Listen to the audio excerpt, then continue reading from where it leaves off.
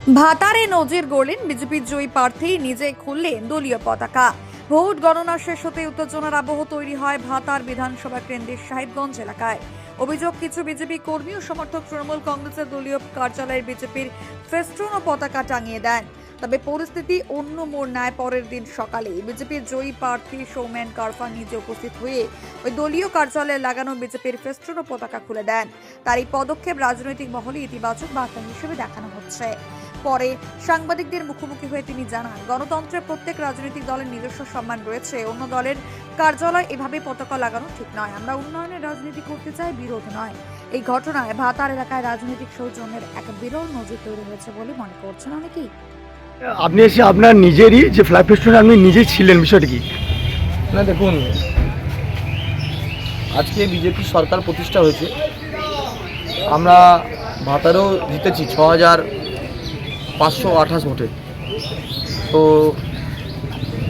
স্বাভাবিকভাবেই মানুষের 15 বছরে যে সরকারের অত্যাচার, তৃণমূল তো সিপিএমের ছেঁড়া জুতোয় পা গলিয়েছিল। তার ফলে তৃণমূল লোকের বাড়ি ভাঙচুর, তুলে আনা, জরিমানা, মারধর, জমি চাষ বন্ধ, ব্যবসায় হামলা, এই ধরনের করে করে তৃণমূল অভ্যস্ত ছিল। কালকে জয়ের পর আমি অনেক রাত পর্যন্ত ঘুরেছি, কিন্তু এত বড় এলাকা কেউ কেউ হয়তো অতি উৎসাহিত হয়ে এসব করেছেন নোংরামো।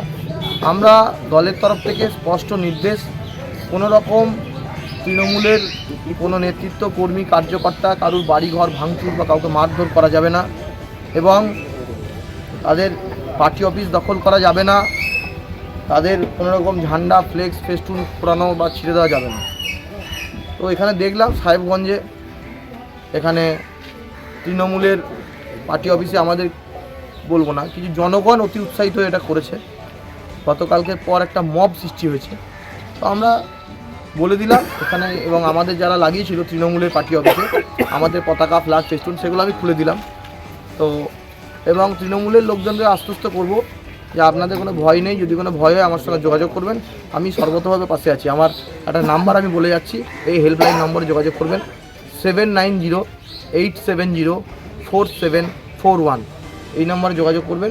যদি এর পরেও আমি বারণ করে যাওয়ার পরও যদি কেউ আবার এরকম বিশৃঙ্খলা করতে চায় বিজেপির নাম করে, তাহলে কিন্তু প্রশাসন তার বিরুদ্ধে ব্যবস্থা নেয়।